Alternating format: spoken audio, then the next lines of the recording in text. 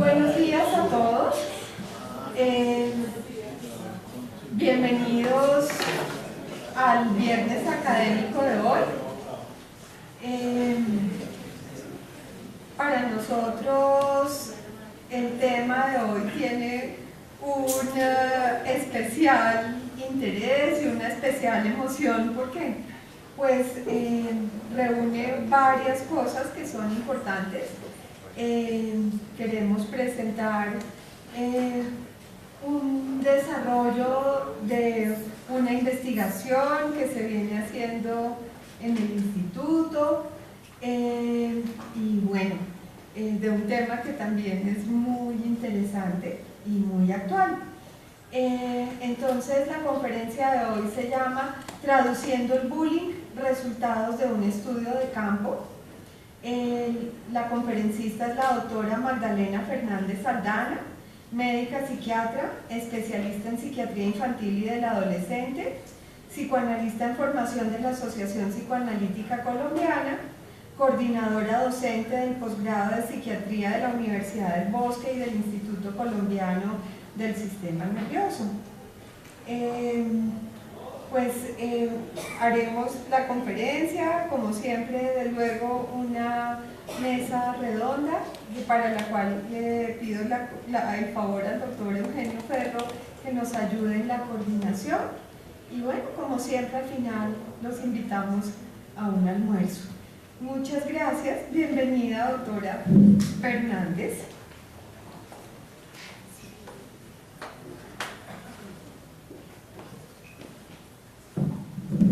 Muchas gracias a la doctora Aura Victoria Carrascal por la presentación que acaba de hacer. Muchas gracias a los asistentes.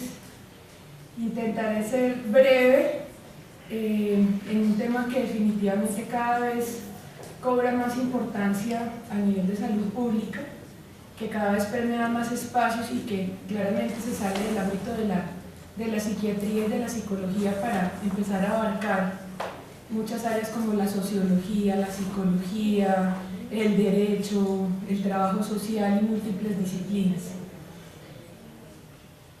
Hemos intentado con el equipo con el cual hemos preparado la conferencia, fruto de la investigación que realizamos, ser lo más breves posible para alcanzar a abarcar el tiempo que tenemos. Pero es un tema tan bonito y al que le han ido saliendo tantos hilos como diría yo que realmente lo que les voy a intentar decir en esta hora es casi que la mitad de lo que fue surgiendo en la medida en que fuimos trabajando el tema con el equipo. Entonces, bueno, además les quiero comentar que esto surge del trabajo mancomunado entre los doctores Alejandro Rodríguez, Rafael Miranda y Patricia Agames, residentes de tercer año de nuestro programa de residencia, el doctor Eugenio Ferro, coordinador de investigaciones del instituto, epidemiólogo, psiquiatra, psicoanalista en formación y la persona que les está hablando como psiquiatra infantil de adolescentes y miembro del instituto. He sido yo la designada para contarles a ustedes lo que ocurrió en el trabajo que hicimos en el equipo. Así que no quiero en ningún momento darme los créditos yo sola, porque por supuesto le pertenecen a un grupo que ha trabajado desde diferentes puntos muy arduamente para traerles hoy el resultado de lo que hemos trabajado hasta ahora con miras a seguir estudiando mucho más el tema. Bueno, muy bien, entonces en principio les voy a hacer algunos comentarios respecto de lo que ha planteado la teoría respecto del fenómeno del bullying. El primero en describirlo, como muchos de ustedes sabrán, fue el doctor Dan Oleus en el 1993, quien planteó que el fenómeno del bullying o el matoneo hace alusión a una agresión que se lleva a cabo de manera repetida y sistemática. No vamos a hablar de bullying o matoneo por el hecho de que hoy particularmente un compañero mío me estuvo tomando del pelo todo el día, sino que vamos a hablar de una situación de bullying o matoneo cuando ésta se va a presentar de manera repetida y sistemática. Esta agresión o esta conducta agresiva, repetida y sistemática puede presentarse por uno o varios individuos y se ha planteado que cuando se trata de la víctima es alguien o es una persona que puede estar en una posición de vulnerabilidad frente a sus agresores. Sin embargo, este concepto ha ido cambiando y dentro del proceso de trabajo y de análisis de los resultados en nuestra investigación, nos dimos cuenta que esto va más allá. Lo que aprendimos al principio es hay un bully, hay un bulleado, hay un victimario, hay una víctima, y esta pobre víctima permanece en un rol estático como víctima, así como el victimario permanece en un rol estático como victimario. Lo que nos hemos venido dando cuenta y los nuevos planteamientos y las nuevas posturas, como se los mostraré más adelante dentro de los resultados de la investigación, nos hemos venido dando cuenta que podemos jugar diferentes papeles dentro del proceso, es decir, podemos ser victimarios y víctimas, pero después pasar de víctimas a victimarios, y asimismo hay un tercer agente en el fenómeno que es el observador, que bien puede pasar a víctima o a victimario, es decir, vamos a hablar de roles que se van a ir intercambiando. Entonces, claramente lo que busca un victimario o lo que busca un bully, como decimos coloquialmente, es hacer daño, ¿sí? Es una conducta, como digo yo acá, dirigida a hacer daño, es repetida en el tiempo y se produce en una relación interpersonal en donde se ha planteado que generalmente hay un desequilibrio de poder. El individuo más fuerte causa daño en forma sistemática al más débil, pero acuérdense que el débil se puede volver fuerte, por decirlo de alguna manera, y arrancar en el rol contrario. Bueno, esto es algo que también quisimos enfatizar. Hay unos observadores, eso no lo podemos olvidar. Tenemos que pensar que hay tres agentes, por decirlo de alguna manera. Esos observadores pueden ser unos asistentes, pero también unos reforzadores. Y pueden funcionar muchas veces como reforzadores, como asistentes o como defensores del fenómeno mismo. Bien sea defendiendo al que es víctima o defendiendo incluso al victimario, justificando al victimario en su actuación. Entonces, como les decía, tenemos unos participantes que básicamente van a ser tres, una víctima, un victimario y un observador. Bueno,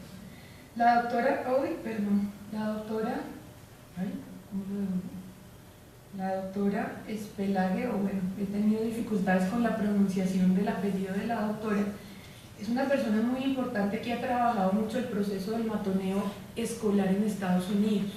El planteamiento que ella hace me parece muy interesante porque ella todo el tiempo habla de un fenómeno ecológico, y es esa invitación, de hecho es una invitación que les hago, es a que concibamos esto como un fenómeno verdaderamente ecológico, en donde la situación se presenta como resultado de un complejo interjuego entre el niño, la familia, un grupo de pares, el colegio y su cultura, ¿sí? Porque bueno, nos vamos a dirigir mucho más en este espacio a hablar del matoneo escolar, pero entonces ya no es como el matón y el matoneado, sino vamos a tener que ampliar nuestro marco de observación para ver a ese niño inmerso dentro de un sistema, dentro de una estructura familiar, dentro de una cultura, dentro de una cantidad de factores y aspectos que van a influir en que esa conducta que vemos en el colegio es el resultado de una cantidad de cosas que están pasando fuera del contexto escolar.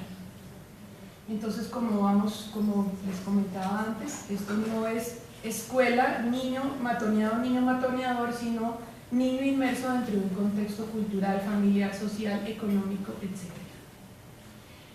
Bueno, entonces, tres elementos fundamentales: la repetición y la recurrencia, que les enfaticé ahorita, el deseo de dañar o de intimidar en todo caso, la presencia de un desbalance de poder y fuerza, y el planteamiento de una asimetría en la relación en la cual, o en el interjuego en el cual se está dando la situación de matoneo. Aquí va a haber generalmente una ley de dominio y sumisión, y sobre todo una ley de silencio. Haciendo el análisis de los datos y todos estos días trabajando con el doctor Eugenio Ferro, nos llamaba mucho la atención el fenómeno mismo del silencio. Si ustedes recuerdan, y a algunos de ustedes les pudo haber pasado en el colegio o en algún otro contexto, verdaderamente siempre hay mucho silencio alrededor de. Y cuando hablábamos con el doctor Alejandro Rodríguez y la doctora Patricia Gámez, que fueron quienes hicieron el trabajo de campo, tal vez era el doctor Alejandro Rodríguez quien me comentaba que le había llamado la atención que era una cosa de la que no se hablaba, y que a partir de hacer el estudio, los colegios en los cuales se hizo el trabajo de campo han empezado a hablar del tema se han empezado a interesar en el tema, pero porque de alguna manera el ir a hacer el trabajo de campo puso de presente entre los niños y entre los padres la ocurrencia de un fenómeno del cual nadie habla, porque pues digamos que hay cierto pudor de hablar de que aquí hay matoneo. Hay cierto pudor de parte del matoneado, porque ser matoneado pues claramente no es agradable. Me da miedo hablar porque si hablo de pronto me va peor, si hablo entonces de pronto y acuso entonces me esperan a la salida, etcétera, etcétera. Y otra cosa de lo que les voy a hablar es que yo como victimario no necesariamente soy una persona o soy un muchacho o soy un niño malo, ni soy necesariamente un sociópata, ni tengo, claro, puedo tener los rasgos sociopáticos, etcétera, etcétera, esa ya es filigrana en la cual no nos vamos a meter ahora.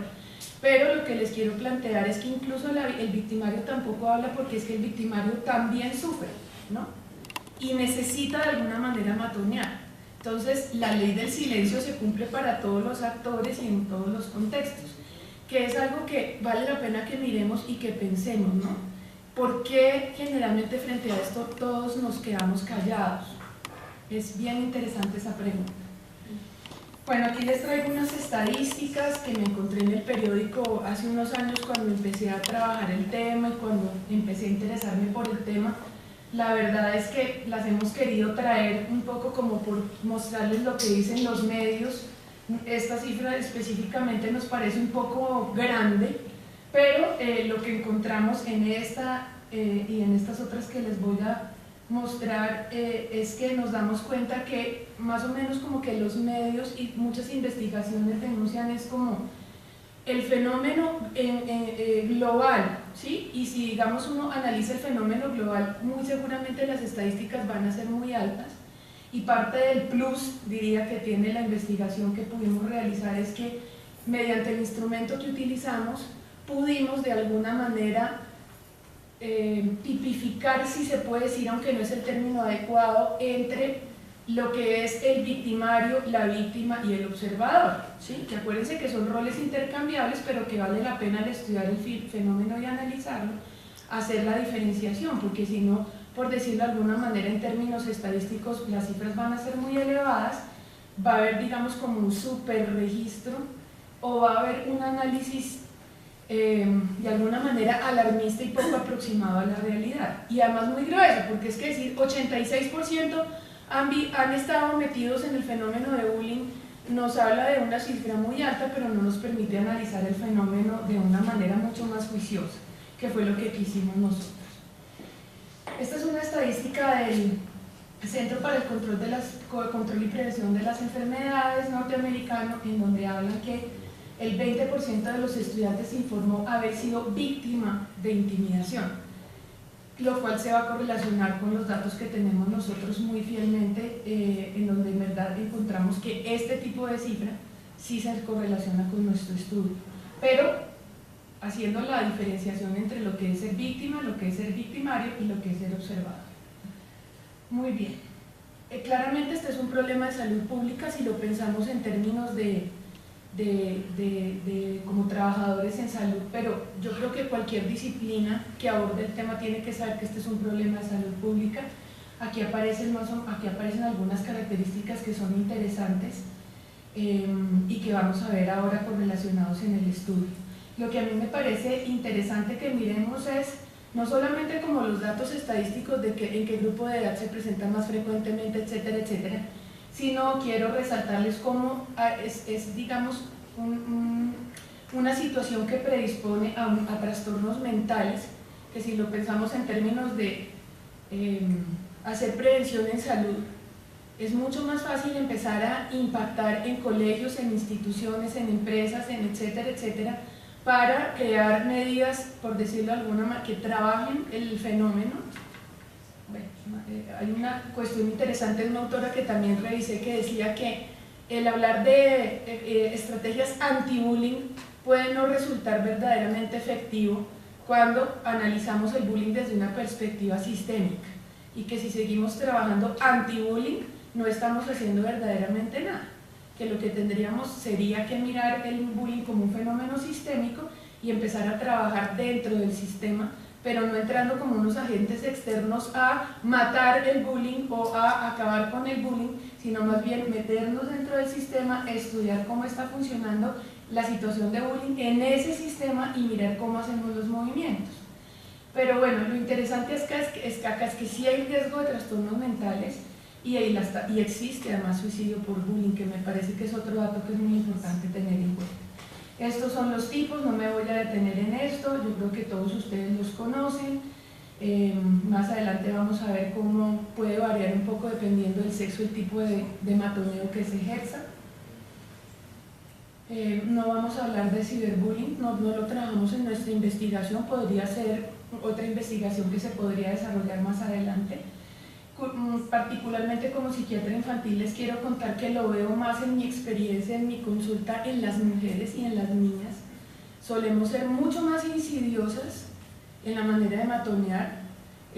Los hombres son más de puño, de agresión física directa, de decirse groserías, empujarse y hacer maldades sistemáticamente de manera directa. Las mujeres somos mucho más, utilizamos mucho más el chisme, el mensaje de texto, el Snapchat que usan tanto las chicas ahora, el Ask, todas esas redes sociales que se han convertido en unas vías regias para hacer ciberbullying y que nos está realmente afectando mucho, sobre todo en la población adolescente femenina. Bueno, las cuales serían las principales causas. La teoría plantea que generalmente vamos a encontrar en estos jóvenes y en estos niños que están envueltos en el fenómeno del bullying, disfunción en la familia y en el colegio. Esta sí la voy a pasar porque pues no quiero detenerme acá. Básicamente decirles que de la familia, y ese no es un secreto para nadie, surgen los primeros modelos de comportamiento, surge la manera como nos relacionamos con los otros y que salimos a la vida a repetir gran parte de lo que hemos vivido en nuestras casas y en nuestro contexto, y que vamos a repetir muchas veces esas conductas en el colegio, que son conductas que vivimos en casa. En el colegio, pues es que el colegio cobra una importancia impresionante. Si ustedes se ponen a pensar, nuestros hijos, nuestros niños y nuestros jóvenes pasan la mayor parte del tiempo dentro del colegio. Casi que, como mamá también digo, mis hijos pasan más tiempo con la profesora que conmigo, razón por la cual respeto, quiero y admiro profundamente a las profesoras de mis hijos, ¿sí? Pero claramente si el ambiente escolar no es un ambiente que favorezca, no es un ambiente adecuado, un contexto adecuado para iniciar las relaciones interpersonales, pues aquí tenemos un foco bien interesante en el que puede crecer fácilmente el fenómeno. Y aparte de eso, pues así como la casa es la que imparte las normas éticas, morales, etcétera, etcétera, es el colegio el que se encarga un poco de continuar eso que nosotros como padres y como psiquiatras infantiles y como trabajadores en salud infantil intentamos trabajar desde nuestros espacios.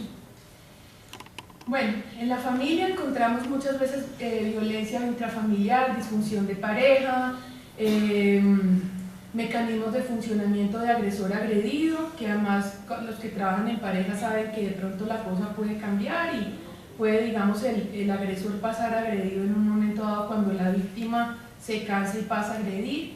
Estrés parental también se está asociado en la teoría, y por supuesto las condiciones de pobreza, desplazamiento forzado y o conflicto armado tan a la orden del día en nuestra realidad nacional. Bueno, tenemos obviamente incoherencia en las normas, disciplina inconsistente, hostilidad, trato agresivo de parte de los padres, de los hermanos mayores, relaciones familiares muchas veces distantes, no porque las personas se lo propongan, sino por las condiciones laborales y de vida de nuestros trabajadores colombianos, personas que hacen turnos muy largos, que llegan muy tarde a casa, niños criados por la vecina, la cuidadora del barrio, la abuelita, etcétera, etcétera, y también un pobre sostenimiento, un pobre holding o un pobre sostén afectivo en las diferentes dificultades. Claramente si hay unos papás que llegan muy tarde a la casa, pues no van a tener la paciencia para sentarse a escuchar al niño que les está contando que está teniendo dificultades en el contexto escolar.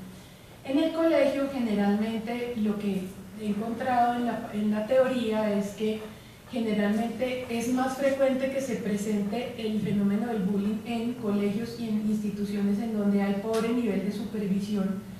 Muchas veces en verdad suena un poco como obvio, pero en colegios en donde en verdad hay un profesor para vigilar un recreo de muchos estudiantes, obviamente va a tener menos posibilidades de supervisar. Colegios en los cuales hay condiciones de hacinamiento, oímos en los noticieros todo el tiempo de las condiciones pues bien precarias en las que muchas veces se educan nuestros niños, los colegios en los que se cae el techo y tienen que meter a todos los niños en un salón, bueno, infinidad de situaciones de este tipo, y también estilos y actitudes violentas de parte de los profesores, los alumnos e incluso los entes administrativos. Muchas veces nuestros profesores no se dan cuenta de cómo en verdad tienen actitudes de victimario con los alumnos y cómo los otros pares perciben cómo el profesor maltrata a fulanito y cómo en parte si el profesor lo maltrata yo también lo puedo maltratar. Bueno, vamos a encontrar personas que tuvieron infancias muy difíciles y que repiten de alguna manera la cadena de maltrato. Vamos a encontrar preferencias entre los alumnos y que a veces en verdad de parte de los adultos y de parte de la institución educativa en verdad humanamente ese niño particularmente me cae mal y por más que intente no tratarlo mal o no ser antipático etcétera con ella o con él termino haciéndolo y eso es una patente de curso para los pares para maltratar también a ese niño. Dentro de los perfiles psicológicos de la víctima vamos a encontrar generalmente estas que les anoto acá. Son niños generalmente impopulares, que viven en condiciones de aislamiento, que presentan problemas de comunicación, que pueden en un momento dado hacer una transformación en lo contrario, por decirlo de alguna manera, y convertirse cansados ya de vivir en aislamiento, con problemas de comunicación, siendo poco populares, volverse muy populares a través de agredir, que es otra cuestión que nos llamó la atención, y es que nos dimos cuenta que, sobre todo en unos dibujos que estuvimos analizando, buscando indicios de afectación emocional, como en verdad uno de los muchachos, por ejemplo, nos puso como, este es fulano de tal que es así porque es la única manera que encuentra para defenderse, y el dibujo claramente con unos rasgos importantes de agresividad, en donde en verdad uno se da cuenta que muchas veces me visto de agresivo y muestro los dientes como una manera de sobrevivir y de pronto cansado ya de que, perdón la palabra que voy a utilizar, que me la monten tanto, entonces para que no me la sigan montando me voy a volver muy bravo y voy a mostrar los dientes y me voy a volver muy agresivo y me voy a volver un victimario para abandonar un poquito este patrón de impopularidad. Bueno, generalmente la víctima tiene algún defecto físico, le toca usar gafas, está gordito, cosas de este tipo. Muchas veces, contrariamente al que es maltratado por el profesor o lo que sea, por alguna razón es el sobreprotegido de las directivas porque, pues, no sé, porque es gordito, porque usa muletas, porque tiene alguna cuestión que hace que intentemos sobreprotegerlo. Y bueno, lo que vimos recientemente y que ha generado gran controversia cuando hay diferencias en la orientación sexual, pues acuérdense del caso de este muchacho que se suicidó, etcétera, en donde se denunciaba una situación de matoneo a nivel institucional escolar por su condición de homosexual. Bueno, el agresor generalmente exhibe una marcada necesidad de dominar, es un personaje impulsivo, irritable, es poco empático, generalmente tiene rasgos oposicionistas, entonces es provocador, busca, digamos, un poco las situaciones en las cuales pueda él como mostrar su agresividad, su dominio, etcétera, etcétera. Bueno, esto no me voy a detener y les vamos a mostrar entonces ahora el estudio. Nuestro estudio se ha denominado Prevalencia y factores asociados a la intimidación escolar en instituciones educativas públicas. Fue realizado en el municipio de Mosquera, Cundinamarca.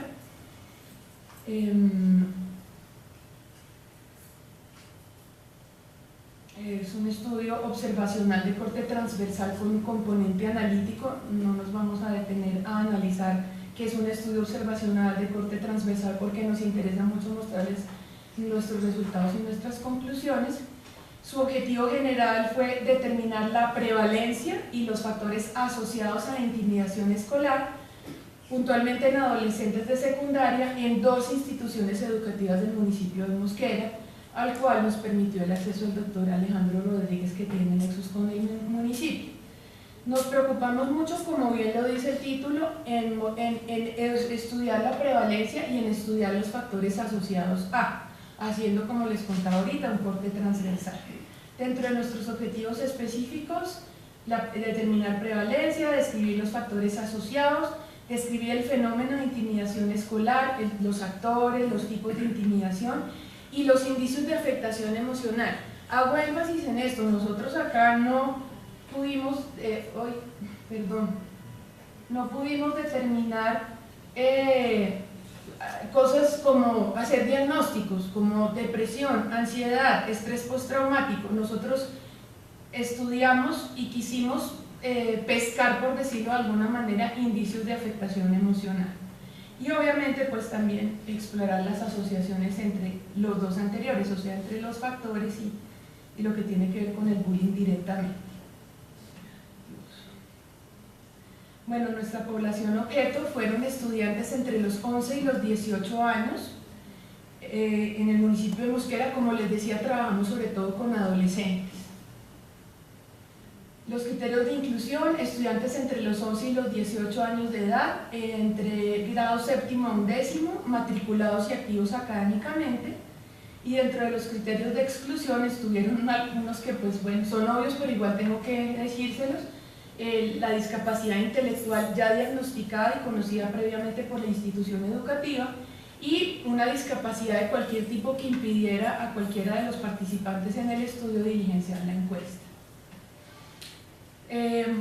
Para la aplicación del instrumento contamos con la colaboración de promotoras de salud, profesionales del sector salud y de la educación, promotoras de salud del municipio, que fueron entrenadas previamente en la aplicación de los instrumentos y todo el tiempo estuvieron bajo supervisión de los investigadores, quienes tuvimos la agradable y bonita oportunidad de desplazarnos hasta la institución y ver las condiciones en las cuales se desarrolla la educación en 2 municipios de Mosquera, que bien podríamos replicar en muchas de las instituciones educativas de nuestro país. Es decir, claramente no son colegios bonitos, no son salones bonitos, no son muchachos que vivan en condiciones socioeconómicas privilegiadas, ni mucho menos, que es algo que pues cuando uno llega le dice como, uy, qué afortunado he sido en donde me he educado. Bueno, iniciamos con una prueba piloto que se le realizó a 40 muchachos en las instituciones.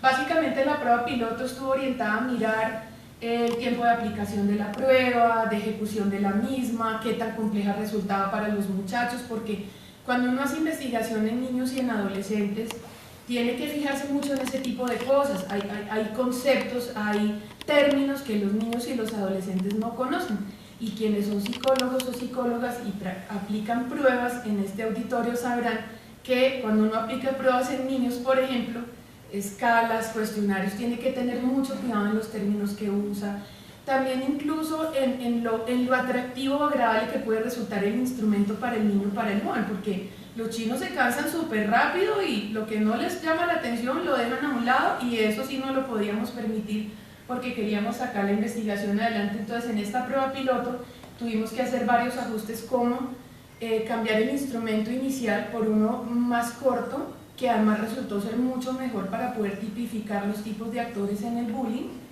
y pues también resultó mucho más amable y mucho más agradable de diligenciar para los jóvenes. Bueno, muy bien. Este fue el instrumento que utilizamos para lo que atañe a intimidación escolar.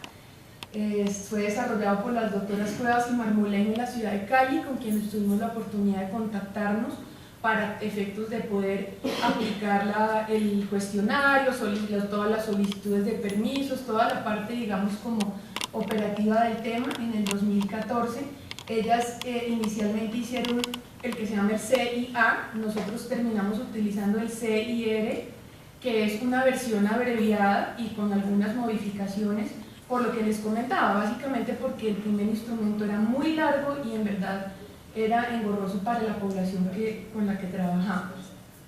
Utilizamos esta escala abreviada que trabajó la universidad, el CES en Medellín, básicamente queriendo rastrear depresión, ansiedad y estrés postraumático, que se les anexó al CIR, que fue el cuestionario para detectar básicamente acoso o intimidación escolar, y utilizamos el cuestionario de Apgar familiar porque uno de los factores que, si ustedes recuerdan, les comentaba que tiene que ver o que se ha relacionado es la disfunción familiar. Entonces, con el objetivo de evaluar también ese factor, utilizamos el Apgar familiar.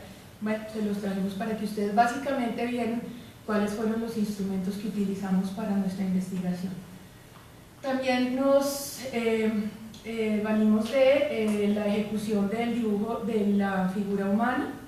Aquí les trajimos un ejemplo y pues digamos que también es como muy interesante para quienes han utilizado el test de la figura humana. Lo que se les pedía era como quién es, unas preguntas muy puntuales, y en lo que ellos escribieron, pues nos llamó mucho la atención lo que escribían, ¿no? Que nos daría para muchos otros estudios y para explotar mucho más esto de la figura humana. Particularmente este niño dice, es un hombre con una sonrisa semifingida, tiene 16 años y lucha por sus sueños sin importar sus problemas. Y este es un niño que tiene menos de 16 años, pero se proyecta ya a los 16 años luchando por sus sueños sin importar sus problemas. Bien llamativo eso para efectos de lo que pues tenemos que analizar en el fenómeno. Este es otro ejemplo que nos llamó bastante la atención. Le gusta animar a las personas por sus dificultades. Él no tiene brazos ni piernas y él es feliz. ¿Sí? Una pregunta, ¿este era una víctima? Era una víctima, ¿cierto? Sí. Ok, bueno. Interesante además porque pues el hecho de que aparezca sin piernas y sin manos pues dice muchas cosas también respecto de su rol de víctima, y en eso las doctoras psicólogas pues saben infinitamente mucho más que nosotros. Bueno, ahora les vamos a contar cuáles fueron los resultados de nuestra investigación. Primero arrancaremos por el análisis univariado. Entonces acá tenemos una muestra de 1.224 estudiantes, y eso se me olvidó decírselos, que consideramos que es un número bien interesante. El promedio de edad estuvo más o menos en los 14 años y la distribución de sexo fue similar: femenino 49%, masculino 51%. Aquí abajo MP y RB hace alusión a las dos instituciones educativas. O sea, MP es una institución educativa, RB es otra institución educativa, y como se dan ustedes cuenta, pues la distribución por sexos fue bastante similar. En cuanto a la prevalencia de intimidación, sí, no me salté, ¿cierto? No. En cuanto a la prevalencia de intimidación, encontramos que tiene un 43.9% con un intervalo de confianza que es estrecho, lo cual nos tranquiliza, comillas, en términos de la validez de los hallazgos de nuestra investigación, y que se correlaciona con hallazgos que tuvimos revisando otras investigaciones que han estudiado el fenómeno. Entonces, de alguna manera, como que lo que nosotros encontramos se relaciona fielmente con lo que han encontrado en otros estudios en otros países. Esto hablando, digamos, como de participación en intimidación en cualquiera de las tres, digamos, en cualquiera de las tres posibilidades, siendo, es decir, 43.9% nos está hablando de víctimas, victimarios y observadores. Aquí no estamos discriminando todavía. Aquí ya estamos discriminando. Entonces nosotros encontramos en las víctimas un 24.3%, que si ustedes se acuerdan de la estadística norteamericana que les mostré, es un dato que se correlaciona bastante, porque hablamos de un 26%, decía el estudio del CDC, nosotros encontramos un 24.3% para víctimas, para intimidadores un 24.8% y como observadores un 24.5%. Yo les hablaba del plus de nuestra investigación, ustedes dirán que me estoy echando flores, pero es que en realidad es bien interesante haber podido hacer esa discriminación, porque esa discriminación nos permite de pronto replicar o a partir de lo que hemos encontrado hacer más investigaciones en el tema. En cuanto a la frecuencia de consumo de sustancias, nos impactó de verdad grandemente el altísimo consumo de sustancias. Si ustedes se fijan acá, alguna sustancia habían consumido 630 muchachos de los 1224 que analizamos. Aquí no estamos discriminando si siguen consumiendo, si son consumidores habituales. La pregunta puntual fue haber consumido algún tipo de sustancia alguna vez en la vida. Estamos hablando de muchachos entre los 11 y los 18 y estamos viendo que 630 han tenido contacto con sustancias, lo cual nos da un porcentaje del 51.5% que es alto. Y en el APGAR familiar, pues los resultados nos muestran cómo en la mayoría de los en el 24.9% había una disfunción moderada y en el 38.7% había una disfunción leve. Pero lo que nos llamó la atención, y más adelante lo van a ver mucho mejor, es que definitivamente la disfunción familiar sí tiene que ver con el fenómeno del bullying a nivel escolar. En cuanto al análisis bivariable, es decir, como por decirlo de alguna manera cruzando factores, encontramos lo siguiente. Los hombres sí suelen ser mucho más intimidadores que las mujeres. Este no es un comentario sexista ni mucho menos, ni estoy defendiendo el género femenino para nada, porque ya les decía que las mujeres somos incluso más malvadas, es decir, podemos utilizar medios mucho más insidiosos y terribles que los hombres, pero sí, generalmente se asocia más la intimidación como victimario en el género sexo masculino que en las mujeres.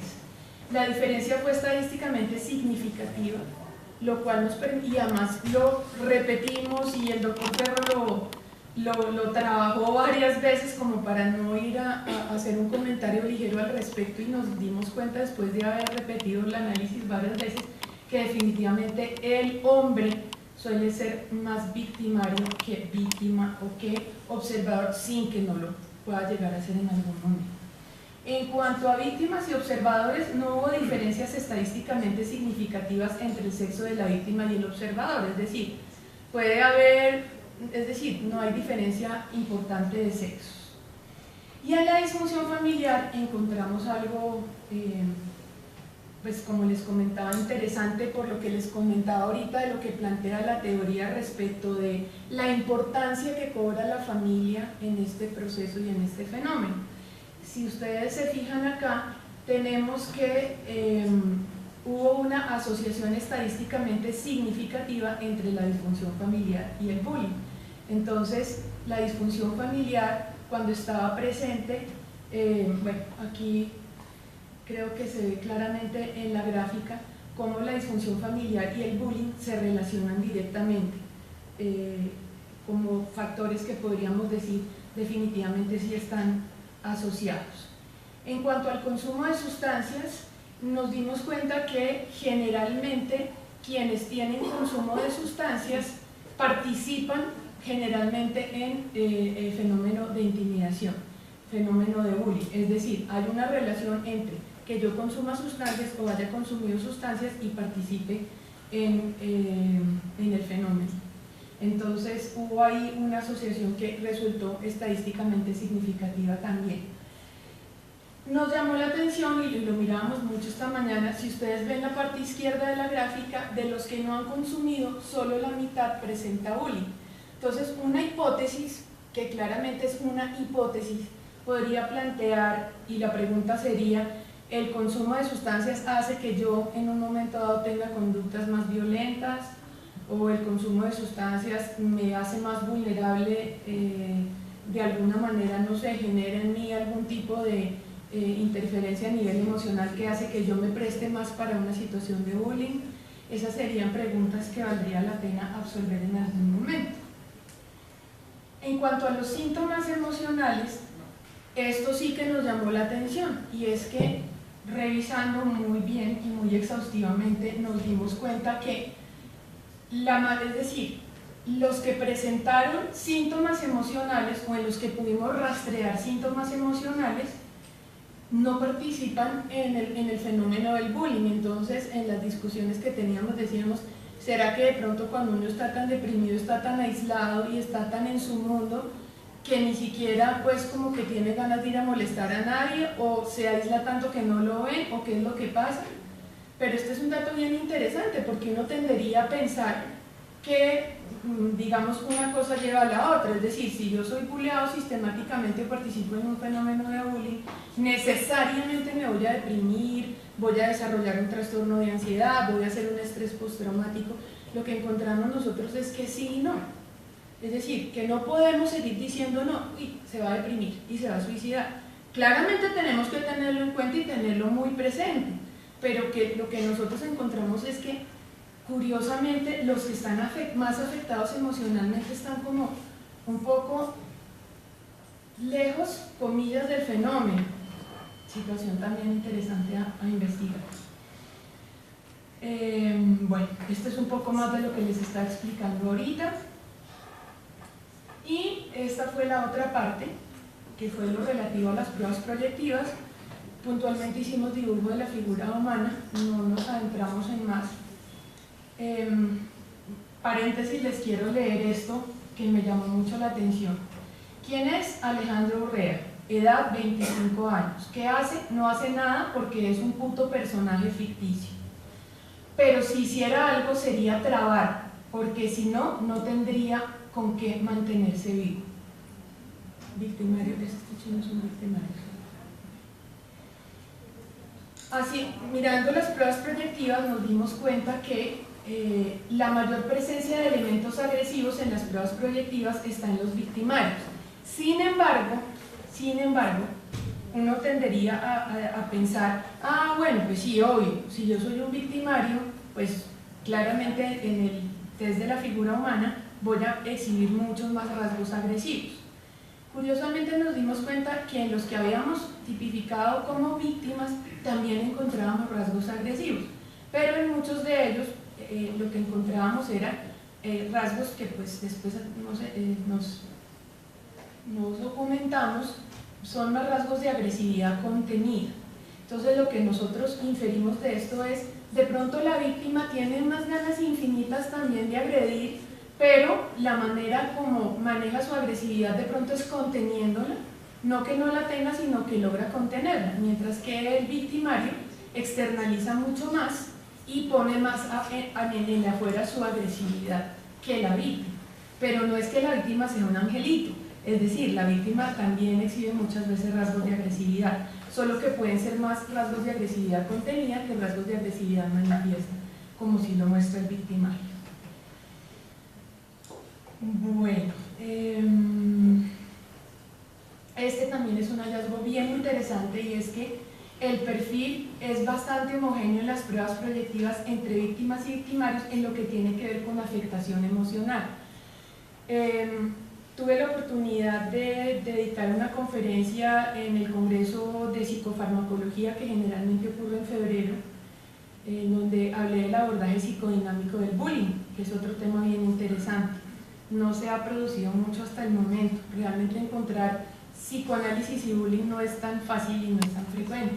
Pero uno de los planteamientos que hace uno de los autores que más ha estudiado el fenómeno, que es el doctor Padilla, que es un psicoanalista infantil que muchos de ustedes conocen, plantea que no es decir, que el victimario es una persona que también puede estar en términos coloquiales muy enredada emocionalmente, ¿sí? Incluso a veces mucho más que la víctima, mucho más que el observador. Lo que encontramos nosotros es que tanto víctimas como victimarios muestran signos de afectación emocional. ¿Por qué les hago tanto énfasis en esto? Primero, para digamos, como meter en el auditorio el tema de la importancia de hacer promoción y prevención en salud, pero también desde nuestros contextos intervencionistas, saber que voy a hablar coloquialmente, ese chino matón que también nos cae mal y que llega al consultorio y que uno dice, es un niño y es un joven que también tiene mucho por decir, que también tiene mucho por denunciar, que posiblemente también está dentro de un contexto que resulta maltratador para él, y que la manera como él nos muestra los dientes queriéndonos decir estoy mal, me están pasando muchas cosas, y la manera como yo estoy manejando esta situación es agredir. Para que terminemos también un poco con el concepto de buenos y malos, porque es que nosotros que trabajamos en esto no podemos hacer juicios de valor, y aparte de eso, si nos ubicamos en usted es un malo, contratransferencialmente vamos a terminar agrediendo a ese joven o a ese niño en el contexto de la psicoterapia, y claramente no vamos a lograr los objetivos propuestos. Entonces es por eso que enfatizo tanto en esto, para que trasladándolo al contexto de nuestras vidas en los consultorios y en las instituciones, veamos el bullying más como un fenómeno mucho más complejo que el chino malo que matonea al bobito, ¿sí?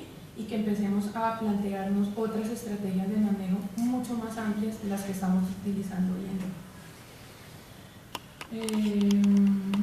Esto ya lo había dicho, creo que me devolví.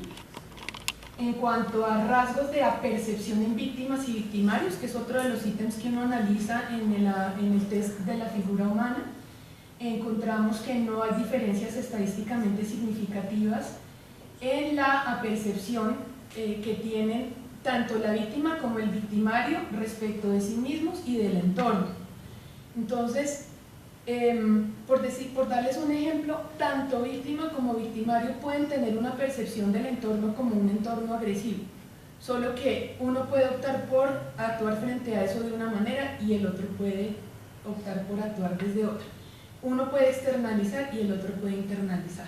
Uno agrede, se mete en problemas, el otro se enferma y le llega a los médicos en la clínica con dolores abdominales recurrentes, cefaleas recurrentes y una serie de síntomas en donde dan 800 vueltas, nos llegan a los psiquiatras infantiles meses después y descubrimos que es un niño que ha sido víctima de bullying, posiblemente o ha estado participando en el fenómeno y no había podido denunciarlo por la ley del silencio de la que yo les hablaba al principio. Entonces, ¿cuáles son nuestras conclusiones? En el estudio, en las dos instituciones educativas que analizamos, encontramos una prevalencia de intimidación del 43.9%. Una prevalencia global, es decir, una prevalencia de víctimas, victimarios y observadores del 43.9%. La distribución de roles es homogénea, más o menos un 24% entre víctima, victimario y observador. ¿Esto qué nos dice? Que podemos intercambiarnos los roles y que no es que nos mantengamos muchas veces en un rol estático. Los hombres, como les explicaba, el sexo masculino obtuvo puntajes más altos en el rol de victimario. En víctimas y observadores no hubo diferencia entre hombres y mujeres. La disfunción familiar se asoció claramente a la presencia de intimidación escolar. Revisando nosotros las gráficas y los resultados veíamos que en verdad en donde no se detectó disfunción familiar no había participación en bullying, no había participación en matoneo. El consumo de sustancias, así como les decía yo, nosotros simplemente alguna vez en la vida se consumió sustancias, sí se asocia con la presencia de intimidación escolar. Los síntomas emocionales no se asocian con la intimidación, cosa que de verdad nos llamó bastante la atención. Hay más síntomas en los que no participan en el fenómeno. Los invito a que ojalá se interesen en el tema y estudien y de pronto nos puedan ayudar a entender por qué esto. Los elementos psicológicos proyectivos son similares entre víctimas y victimarios con excepción de la agresividad. Sí es más frecuente encontrar en el test de la figura humana cómo los que fueron tipificados como victimarios exhiben muchos más rasgos agresivos manifiestos en el test de la figura humana. Y eso es todo. Muchísimas gracias.